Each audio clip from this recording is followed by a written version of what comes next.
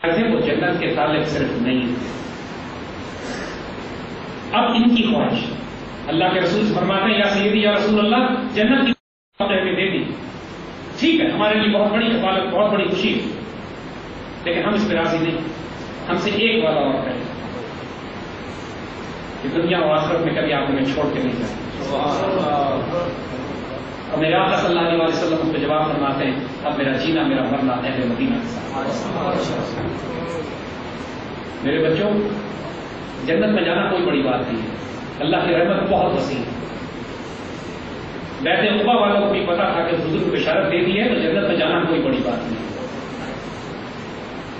لیکن بڑی بات یہ ہے کہ کیا دنیا و آخرت میں اللہ کے رسول کے ساتھ بھی ہو گئے؟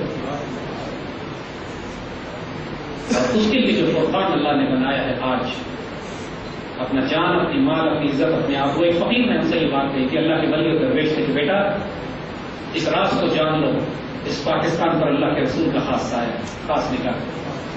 اس پاکستان سے خیانت نہ کرنا، تمہارا سر کاٹ دیا جائے، اس پاکستان کی ایک اینٹ نہ توڑنا، ایک شیشہ نہ توڑنا، ایک روپیہ خیانت نہ کرنا، امان ضائع ہو جائے گا.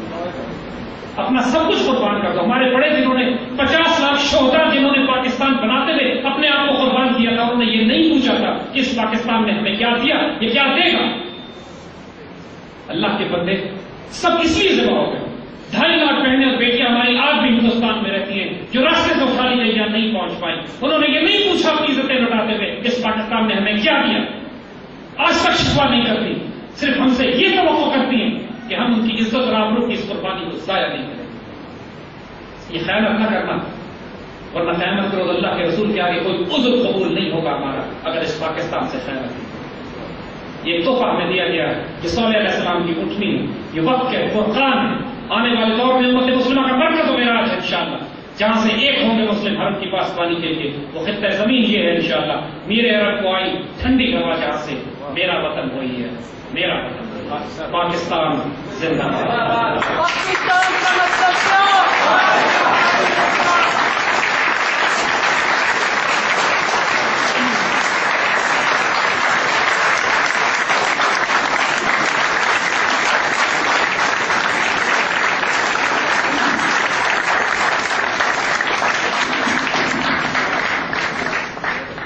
اگر شاہ صاحب سے کسی نے سوال کرنا ہو تو وہ سوال کر سکتے ہیں. کسی دوست نے اگر کوئی سوال کرنا ہو اور اگر بولنے میں جھجک ریٹن دے سکتے ہیں اور بول کے بھی سوال. بسم اللہ بچوں، ہم آپ کے سامنے ہیں. جو سوال کرنا چاہتے ہو، جس حوالے سے کرنا چاہتے ہو، ہماری ذات کے حوالے سے، ہمارے مشن کے حوالے سے، پاکستان کے حوالے سے، پاکستان کے دفاع کے حوالے سے، اللہ اس کے رسول صلی اللہ علیہ وسلم کی نسبت کے حوالے سے ہم تمہارے سامنے کھڑے ہیں. انشاءاللہ اللہ کے حکم سے ہر سوال کا جواب دیں گے. سوال کرو، مختصر رکھنا، کمنٹ نہ کرو، سوال کرو. شاہ صاحب پہلا سوال ہے میرا. ماشاءاللہ آپ کا نقطہ نظر جو ہے بہت وسیع ہے، اور جو آپ لے کے جا رہے ہیں اور جو جس فورم سے بات کر رہے ہیں، میں سمجھتا ہوں کہ جس پاکستان کو آج جس بات کی ضرورت ہے وہ فرقہ بندی کو خاتمہ ہے. آپ جس فورم سے بات کر رہے ہیں، مجھے اس فورم میں ایک نقطہ نظر کے لوگ نظر آتے ہیں. تو یہ کامیابی جو ہے بلا شبہ ہم سب چاہتے ہیں کہ پاکستان آزاد ہو. پاکستان نہ صرف اپنے اندرونی مسائل سے ختم ہو بلکہ دنیا پر وہ حکومت کرے. تو اس کے لیے میں سمجھتا ہوں کہ آپ کے اس نقطۂ نظر کو اس وقت تقویت مل سکتی ہے جب آپ کے فورم میں تمام مکتبہ فکر کے لوگ موجود ہیں. جزاک اللہ خیر حبیبی. اللہ کے فضل سے ہم کو اس مشن کو شروع کیے ابھی صرف 2 سال سے بھی کم وقت ہوا ہے. میرے آقا صلی اللہ علیہ وسلم نے مکے میں بھی 13 سال تربیت فرمائی. علامہ اقبال نے 25 سال کام کیا. میرے عزیز ہمیں صرف اذان کو دیے 2 سال شروع ہوئے اور اللہ کے فضل سے پوری دنیا میں گونج جا چکی ہے. تمام مسلمان مکتب فکر اس اذان میں شامل ہیں ہمارے ساتھ الحمدللہ. آج ہماری دعوت ہمارے بزرگوں اور دوستوں نے کی، ہم ان کے پاس حاضر ہوئے. ہمیں جو بلاتا ہے ہم اس کے پاس جاتے ہیں. اللہ کے فضل سے ہماری ڈیوٹی امت کو متحد کرنے کی ہے، اس کو تقسیم کرنے کی نہیں ہے. جو بات ہم نے کہی ہے اس میں کسی جماعت، کسی مسلک، کسی فرقے کو کوئی اختلاف نہیں، سوائے اس کے کہ جو پاکستان مخالف ہیں، جو تکفیری ہیں، جو خارجی ہیں، جو پاکستان کی تعمیر کو نہ قبول کرتے تھے، نہ آپ تکمیل کو قبول کریں. اس کے علاوہ پوری امت رسول صلی اللہ علیہ وسلم اس مشن پر متفق ہے. کون سا مسلمان مسلک ہوگا جو اختلاف پر اس بات کر کے پاکستان میں خلاف راستہ کا نظام ہونا چاہیے؟ کون سا مسلمان مسلک اس پر اختلاف کرے گا کہ غزوہ ہند میں انشاءاللہ ہم شریک ہو کر ہندوستان کی اپنی عزت اور آبرو کا دفاع کرتے ہوئے بھارت کی پاسبانی کے لیے، اور اس کا مرکز پاکستان ہے۔ الحمدللہ ہمارا مشن کسی قسم کے تعصب سے، لسانیت، قومیت اور فرقہ جہمیت جاہلیت سے آزاد اللہ کا فضل، اور اس بنیاد پر جس بنیاد پر خلافت راشدہ قائم تھی، اس بنیاد پر جس پر ہمارے علماء راشدین نے دین کو چین سے لے کر یورپ تک پھیلایا، اور کوئی مسئلہ، کوئی فرقہ، کوئی لسانی عصبیت، قومیت کا اختلاف ان میں موجود نہیں تھا۔ الحمدللہ انشاءاللہ وزیر ہمارا مشن ایسے ہی ہے، اللہ کے حکم سے ایسے ہی چلے گا انشاءاللہ۔ جی بیٹا آگے یہ پوچھنا چاہ رہا تھا، آپ نے بڑا صاف تھا فیوچر پاکستان کا آگے آئے ماشاء اللہ الحمدللہ، آپ بھی ایکسپیکٹ یہی کر رہے ہیں کہ یہی ہوتا ہے، آپ نے کوئی سولوشن اس کا بتایا؟ بیٹا میرا کہہ رہا ہے کہ آپ نے کوئی سولوشن نہیں بتایا۔ بیٹا جان اس بات کو سمجھو، آپ کو پاکستان موومنٹ سے آپ کو مثال دے کے سمجھا دیتے ہیں۔ 1930 میں علامہ اقبال نے یہ اعلان کر دیا الہ آباد کے پریس میں کہ میں دیکھ رہا ہوں کہ اللہ تعالیٰ نے یہ سارے صوبے الگ کر کے یہاں پر ایک آزاد اسلامی ریاست قائم کر دی۔ 1930 میں جب کسی کے خواب میں یہ بات نہیں تھی، اور اس درویش کی زبان سے اللہ نے خوشخبری سنا دی۔ اقبال نے یہ نہیں کہا کہ ایسا ہونا چاہیے، انہوں نے کہا میں دیکھ رہا ہوں کہ ایسا ہو رہا ہے۔ اللہ تعالیٰ کی بیان، اللہ تعالیٰ کی لکھی ہوئی تقریر یہ فقیر بیان کر رہا تھا۔ اس کے بعد 1938 میں اقبال کا انتقال ہو جاتا ہے، اور 1938 تک حال یہ ہوتا ہے کہ 1931 میں قائد اعظم ملک چھوڑ کے جا چکے ہوتے، مسلمانوں کی کوئی قیادت، کسی قسم کی کوئی عوامی تحریک نہیں بن پاتی۔ 35-36 میں الیکشن ہوتے ہیں، ساری ہندوستان میں کانگریس جیتتی ہے۔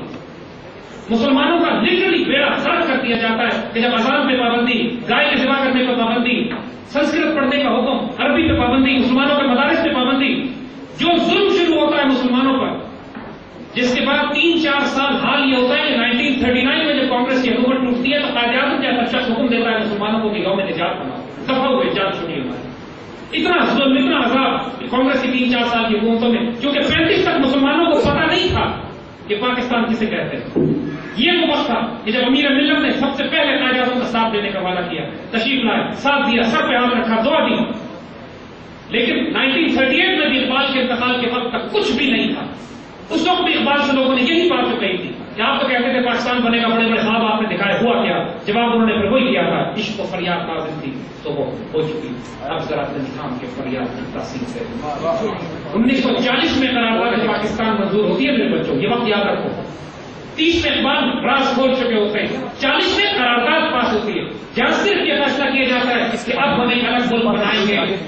طریقہ کار پہ بات نہیں کی جاتا، پہلے مسلمانوں کو یکسو کیا جاتا ہے۔ اس دن قرارداد پاس نہیں ہوئی تھی، اس دن خدا کے بندوں نے خدا سے یہ کہا تھا کہ یہ ہماری مرضی ہے، اور اللہ نے اس پہ مہر لگائی تھی، تب یہ ہوگا انشاءاللہ۔ تو 40 سے لے کر 47 تک اس وقت انگریزوں کا حال یہ تھا کہ انگریز کہتے تھے کہ 25 سال سے پہلے ہندوستان تقسیم نہیں ہو سکتا، یہ انگریزوں کا کہنا تھا۔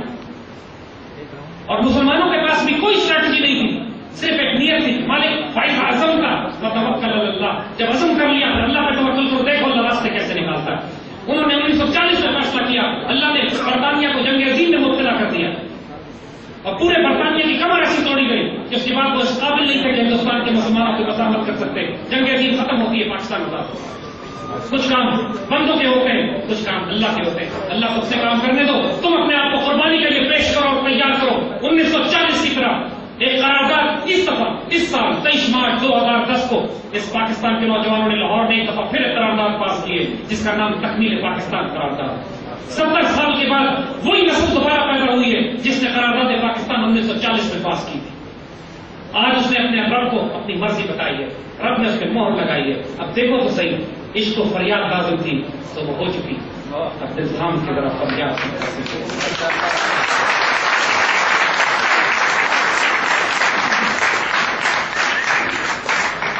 فرقہ پرستی کے اس دور میں خلافت راشدہ کس طرح قائم ہو سکتی ہے؟